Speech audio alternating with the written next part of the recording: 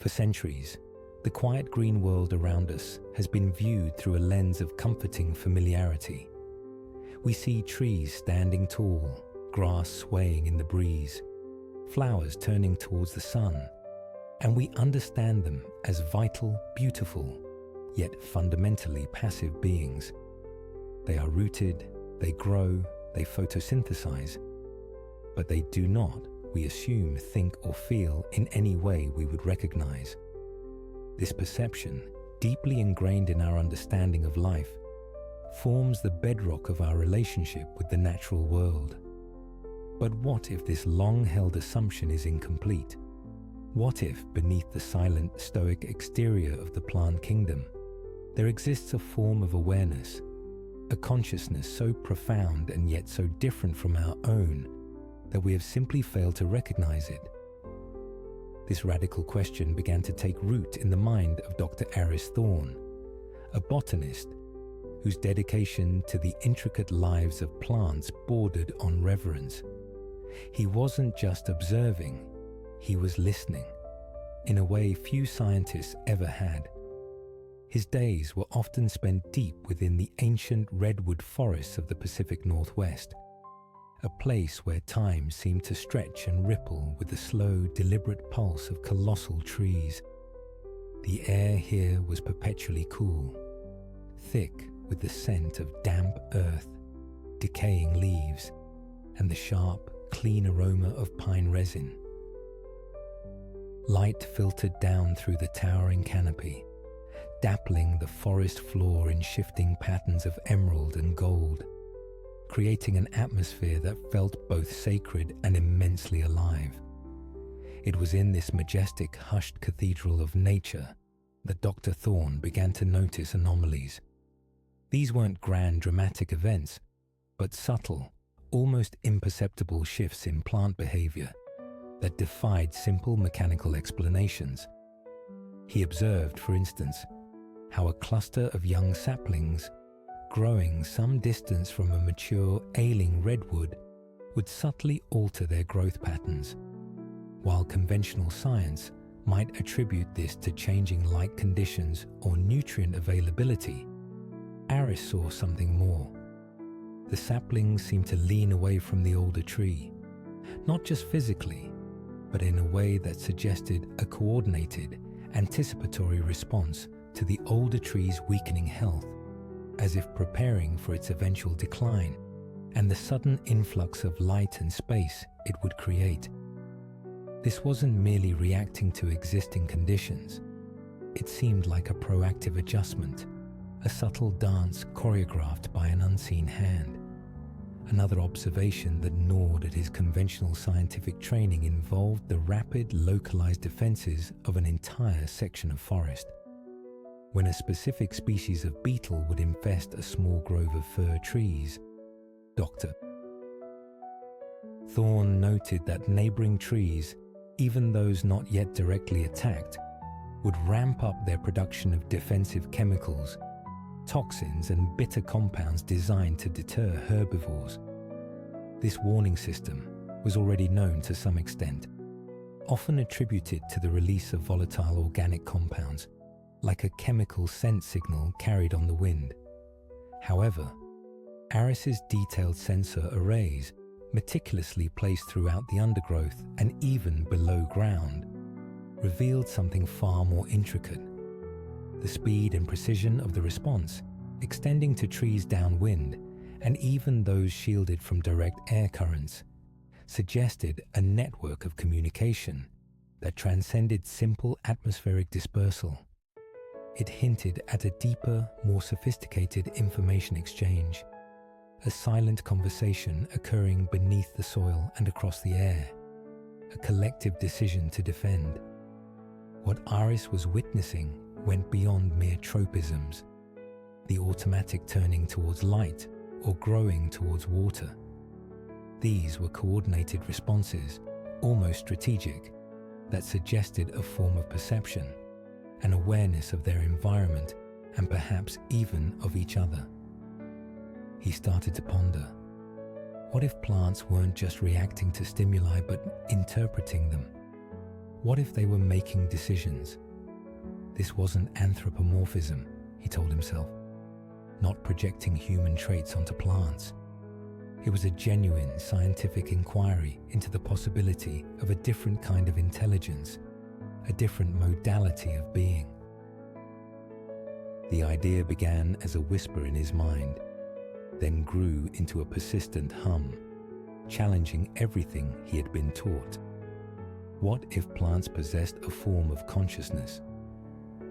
To explore this audacious hypothesis, Dr. Thorne embarked on a series of preliminary experiments designed not to prove consciousness outright, but to gather more data on these perplexing coordinated behaviors.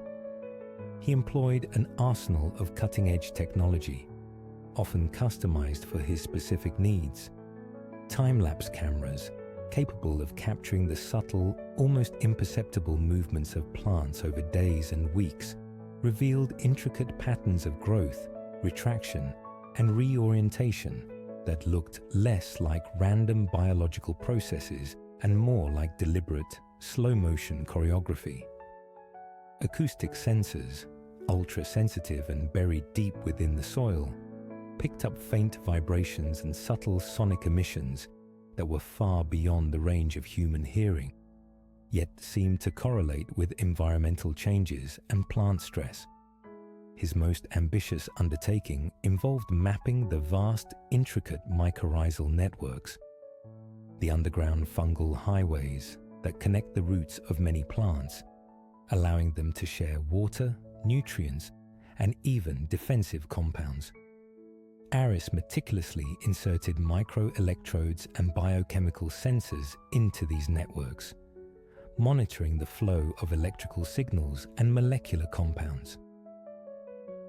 He observed pulses of electrical activity traveling through the fungal filaments, not unlike neural impulses, seemingly carrying information from one tree to another. When a specific tree was subjected to a mild stressor, such as a localized pest infestation or a minor drought, he would detect a rapid, distinct surge in electrical signals radiating outwards through the mycorrhizal network, followed by a noticeable change in the biochemical profiles of distant, interconnected trees. It was as if the forest was wired with its own slow-moving nervous system, constantly exchanging data, constantly aware.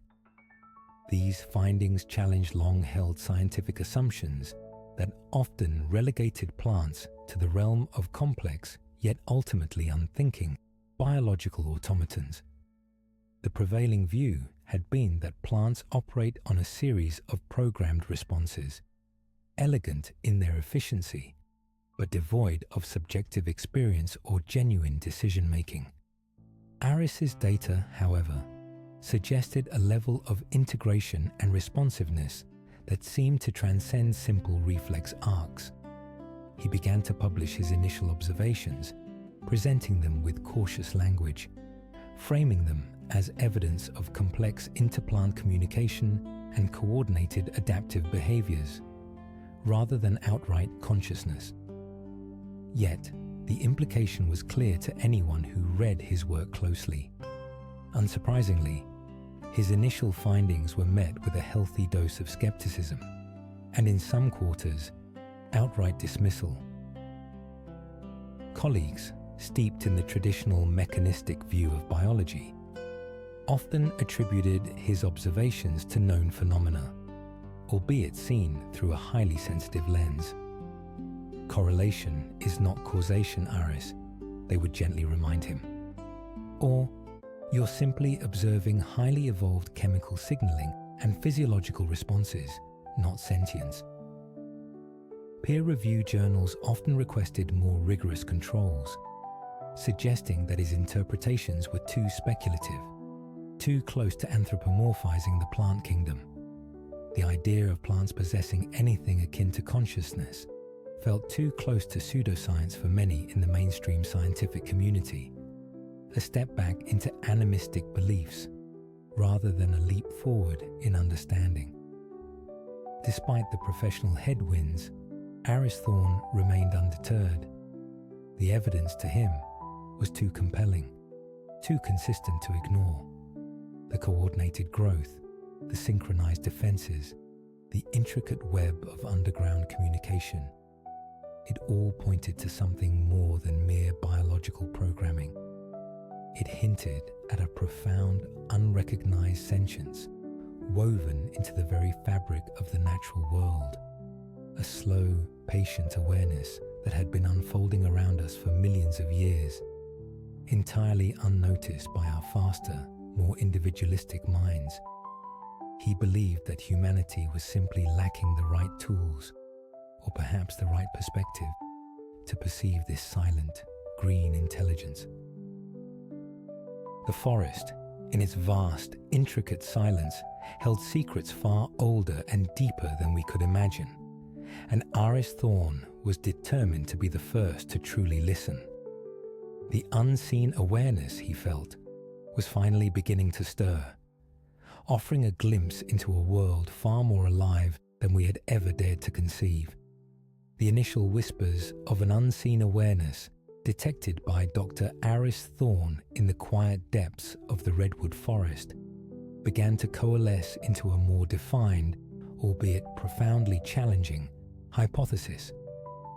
His previous observations, the coordinated growth adjustments, the synchronized chemical defenses, the intricate electrical pulses within the mycorrhizal networks, all pointed to something far beyond simple biological programming. They suggested not just communication, but a form of integrated perception, a collective knowing. Yet, to truly understand this nascent idea, Aris realized he had to shed the ingrained assumptions of human-centric thought. Plant consciousness, if it existed, would not mirror our own. It would be a mind shaped by entirely different evolutionary pressures and a vastly different experience of time and space. Imagine, for a moment, a mind that does not rush, does not individualize in the way a human or animal mind does. Aris postulated that plant consciousness might be slow, almost glacially so, perceiving time not in seconds or minutes, but in the unfolding of seasons, the centuries-long reach of a root system, the millennia of geological shifts. A human lifetime, perhaps 80 years, is a mere flicker in the lifespan of an ancient redwood, which can stand for over 2,000 years. For such a being, a single year might feel like a fleeting breath, a decade like a slow exhale. Their now might encompass what we consider generations, their memory stretching back to epochs before human civilization. This immense temporal scale would fundamentally alter perception, decision-making, and even the very concept of self. What worries us today might be an insignificant tremor in their deep, patient awareness. Furthermore, this consciousness, Aris believed, was not individual in the way a human or a bird's mind is.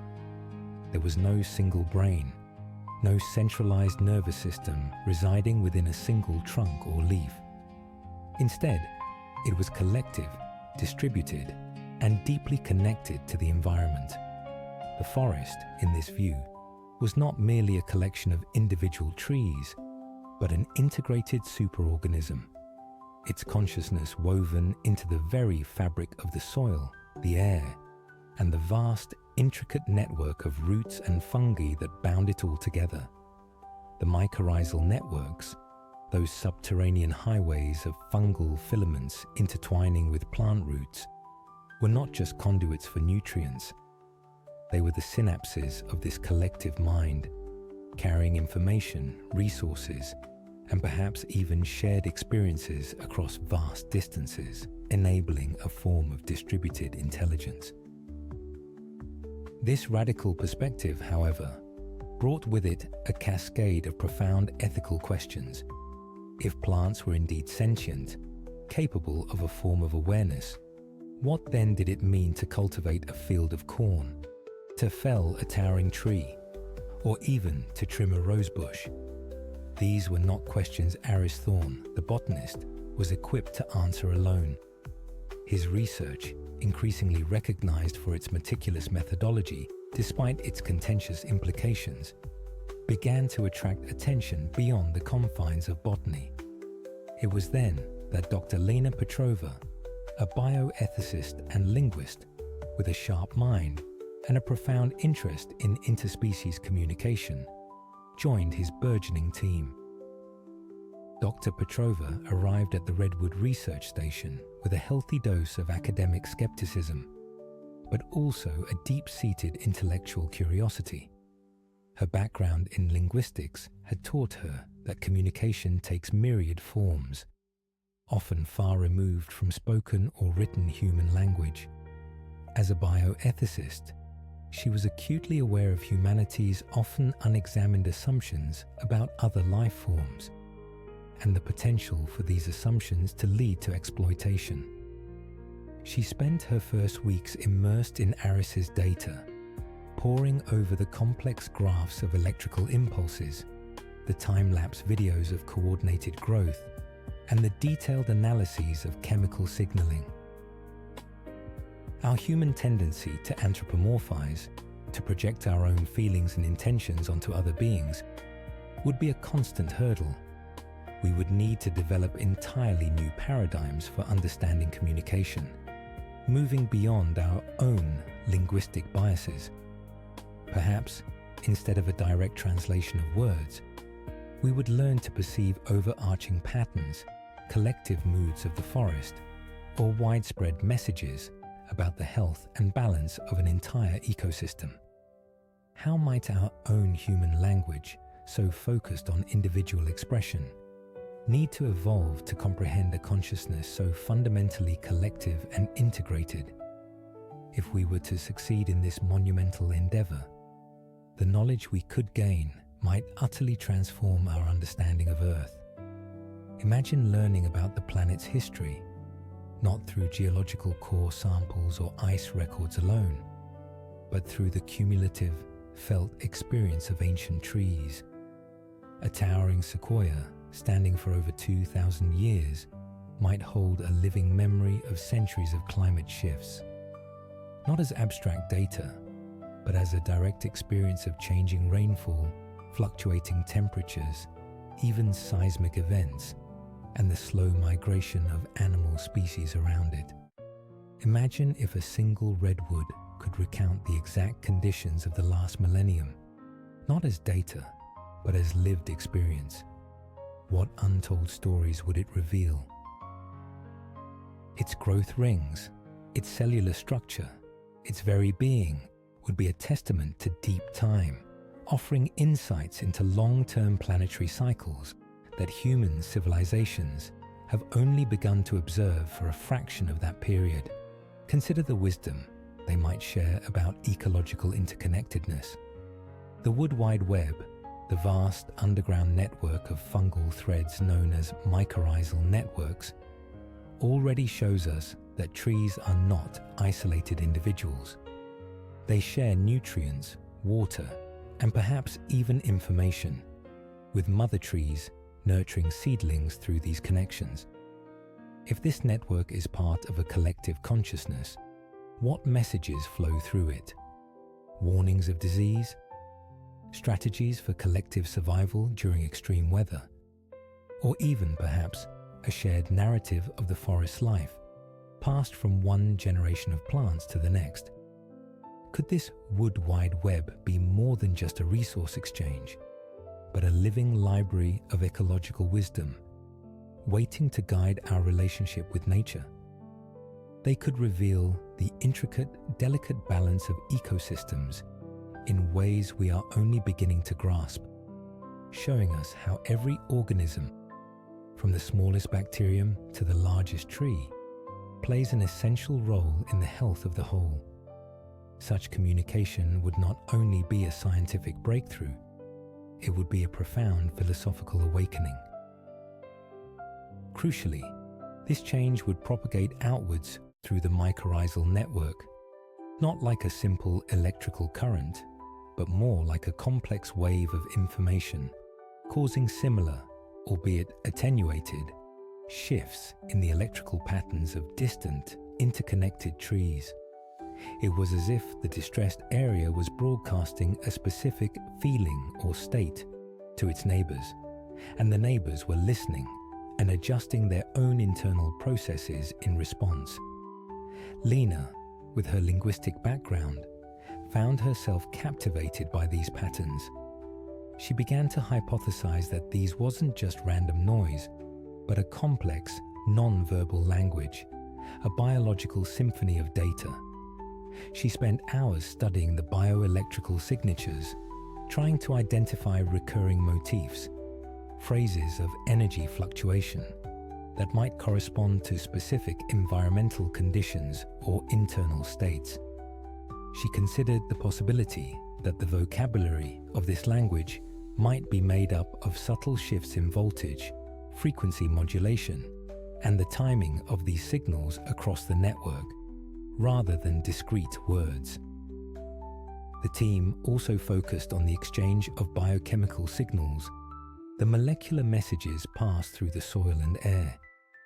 They identified specific volatile organic compounds that were released by trees under stress, but also complex amino acid chains and peptides that seemed to travel through the mycorrhizal highways, carrying information about nutrient availability or the presence of beneficial microbes. This was more than simple resource sharing. It was an active, dynamic exchange of molecular data, contributing to the collective awareness of the forest. The more they observed, the more Thorne and Petrova became convinced that they were witnessing not just biological processes, but the subtle manifestations of a different kind of mind, a mind that didn't experience joy or sorrow in the human sense, but perhaps a profound sense of well-being when conditions were optimal, or a slow, deep concern when the ecosystem faced threat. It was a consciousness rooted in the very earth, its thoughts perhaps expressed as patterns of growth, the flow of sap, the release of a particular scent.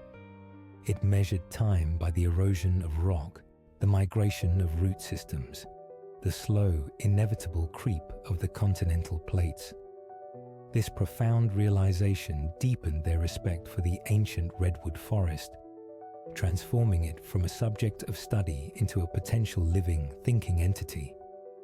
The wind rustling through the colossal canopy, the creak of ancient branches, the gentle drip of moisture from the needles. These were no longer just sounds of nature, but perhaps the slow, deep breathing of a vast, silent intelligence. They were standing on the precipice of a discovery that could redefine life itself, forcing humanity to confront a world far more alive and sentient than ever conceived. The challenge now was not just to observe, but to learn to listen, to decipher the ancient, patient language of the living earth. The initial observations of Dr. Iris Thorne had laid the groundwork, hinting at a hidden world of botanical awareness. His early data suggested that plants were not merely reacting to their environment, but actively engaging with it, communicating within complex, unseen networks. With the invaluable addition of Dr. Lena Petrova, a bioethicist and linguist, the research shifted from merely detecting these signals to the ambitious, almost audacious goal of attempting to establish a form of communication. They aim to move beyond passive observation and actively speak to the plant kingdom, to ask questions and hopefully to receive answers. Their central hypothesis, refined through countless discussions and analyses of Thorne's initial findings, was that information flowed through two primary channels: the vast, intricate mycorrhizal networks beneath the soil, and a sophisticated array of biochemical signals exchanged both below and above ground. Imagine the Earth's crust not as solid rock and inert soil, but as a colossal living brain, where the fungal filaments of the mycorrhizal network act as the delicate white matter, connecting neurons, the individual plants and trees, into a single, distributed consciousness. Instead, imagine a slow, pervasive distress, a deep disruption of the harmonious, interconnected flow that defines their existence. How would we ever truly comprehend a pain that manifests not as a scream, but as a pervasive, system-wide disruption, unfolding with agonizing slowness? When a pest infestation spreads through a plant community, we know plants release chemical warnings to their neighbors. If this is a form of communication, perhaps their fear is a deep, slow apprehension of imbalance, a collective sense of impending demise for their community, a long, drawn-out experience of vulnerability. The implications for our global food systems would be immense and immediate. Would humanity be forced to abandon traditional agriculture altogether? The very thought conjures images of societal collapse, widespread famine, and an unimaginable upheaval. This crisis would undoubtedly spur an unprecedented global effort to find ethical alternatives to our current food production. Perhaps lab-grown synthetic foods cultivated in sterile bioreactors would become not just a niche market, but a societal necessity.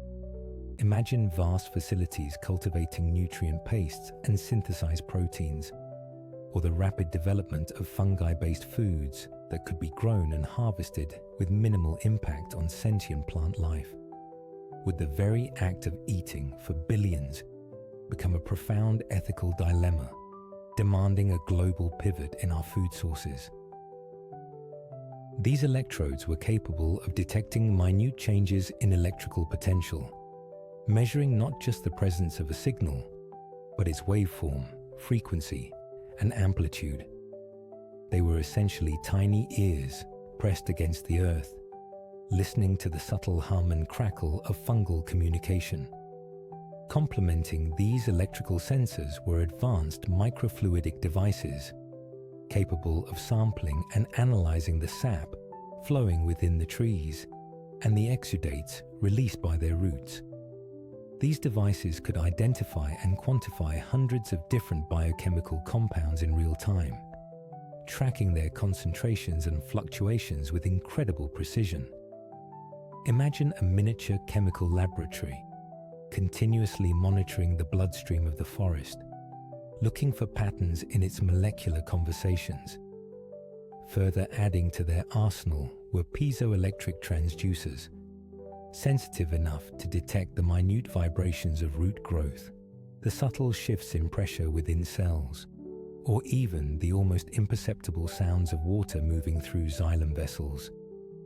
These tools allowed them to listen to the physical manifestations of plant life, to hear the silent pulse of growth and hydraulic transport.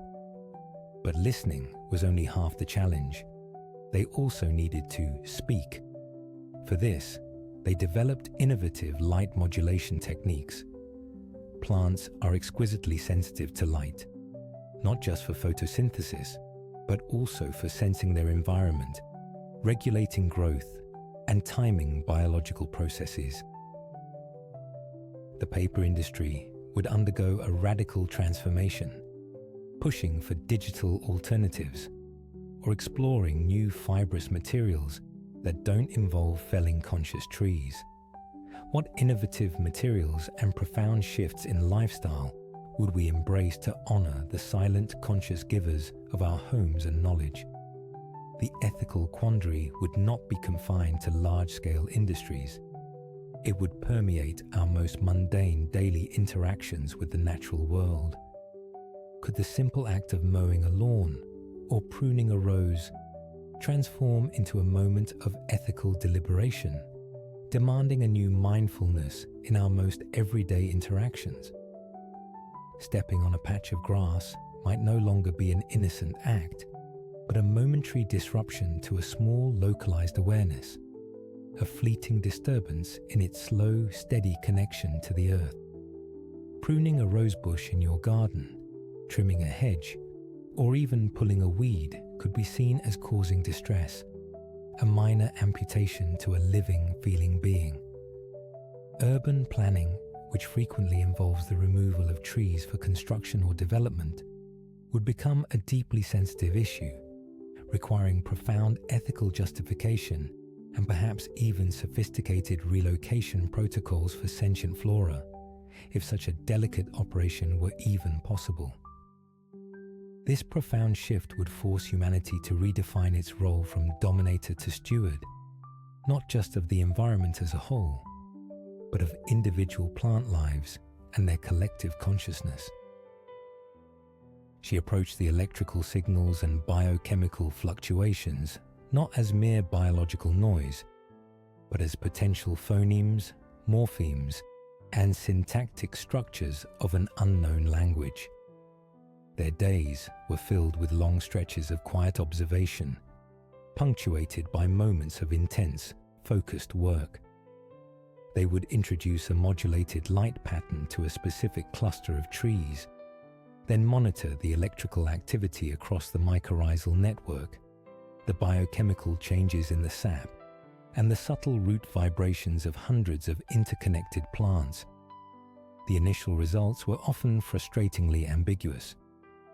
The forest was alive with its own natural rhythms, the diurnal cycles of light and dark, the subtle shifts in temperature, the passage of wind, the drip of condensation from the canopy, all of which created a constant background noise that made it incredibly difficult to discern a deliberate response. Many times, what they thought was a breakthrough turned out to be a mere environmental fluctuation or a known physiological response that mimicked an intentional signal. "It's like trying to hear a whisper in the middle of a symphony," Lena once remarked, poring over a particularly dense spectrogram of electrical activity. And we don't even know what the whisper sounds like, or if it's even a whisper at all. Aris, ever the optimist, would counter, "But the symphony itself is organized, Lena. There are movements, themes, harmonies. We just need to find the variations that don't fit the natural score." They developed sophisticated machine learning algorithms, training them on terabytes of baseline data to distinguish between ambient forest activity and potential intentional signals. These algorithms were designed to look for non-random patterns, for correlations between their introduced stimuli and subsequent plant responses, even if those responses were delayed by hours or even days, reflecting the slow-motion timescale of plant life. They learned to filter out the noise of wind and rain, the movements of animals, and even the subtle geological shifts, honing their ability to perceive only the most deliberate, coherent signals. Then, after what felt like an eternity of relentless effort, one late evening, as the last sliver of twilight faded from the sky and the forest settled into its deep, nocturnal quiet, the breakthrough occurred. A particular light modulation sequence, a complex rhythmic pulse of blue-green light that had been repeated over a specific grove of ancient redwoods for the past 48 hours, finally yielded something astonishing. On the main monitoring display, a vast screen showing real-time electrical activity across several square kilometers of the mycorrhizal network, a distinct pattern emerged. It wasn't a sudden, dramatic spike, but a slow, undulating wave of synchronized electrical pulses, radiating outwards from the illuminated grove. What made it remarkable was its complexity and its temporal precision. The pattern wasn't a simple echo of their light stimulus. It was a transformed, elaborated version, almost like a melodic phrase played in response to a single note. It repeated itself with a consistent, measured rhythm, encompassing not just the redwoods directly exposed to the light, but also hundreds of surrounding trees connected by the vast underground network. The amplitude of the signals was subtle, yet undeniably coherent, far exceeding any known natural fluctuations or simple physiological responses. Lena, who'd been reviewing biochemical data in a separate console, suddenly froze. "Aris," she whispered, her voice barely audible above the quiet hum of the equipment. "Look at this." She pointed to a section of her screen displaying the molecular profiles of sap samples taken from a redwood deep within the network, far from the illuminated grove. A unique cluster of signaling molecules, previously observed only in trace amounts during periods of extreme environmental stress, was now present in a distinct pattern sequence, mirroring the electrical pulses Aris was seeing. It was a molecular signature, a biochemical word or phrase carefully constructed and broadcast. Both scientists stared, transfixed. The air in the research station, usually filled with the quiet rustle of their work, seemed to hold its breath. This wasn't a coincidence. This wasn't noise. Imagine a world where every tree planting ceremony is a sacred act, where every garden is tended with the care given to a beloved companion, and where the rustling of leaves is heard not as random noise, but as a slow, collective murmur of existence, a quiet conversation across the landscape. Would every rustle of leaves, every blooming flower, become a sacred affirmation of a vast, quiet intelligence, guiding us towards a truly symbiotic future? This future would be challenging, demanding immense sacrifice and adaptation from humanity, forcing us to confront deeply ingrained habits and economic structures. But it would also be a future of profound enrichment, of deeper connection, and of an expanded understanding of what it means to be alive on this planet. The journey into understanding plant consciousness, therefore, is not merely an intellectual exercise. It is a profound moral odyssey. It forces us to confront the ethical implications of our existence, challenging us to reconsider our place in the web of life and the very definition of what deserves our respect and protection. The recognition of sentient plants would demand a complete overhaul of our food systems, our industries, and our daily habits, ushering in an era of unprecedented ethical scrutiny. It would be a difficult path, but one that promises to transform humanity from a species that merely uses the earth into one that truly coexists with its deeply conscious green heart, leading us towards a more humble, empathetic, and ultimately more enlightened future. The challenge is immense, but the potential reward, a profound reconnection with the living intelligence of our planet, asks us, are we ready to truly awaken to the silent, conscious heartbeat of Earth?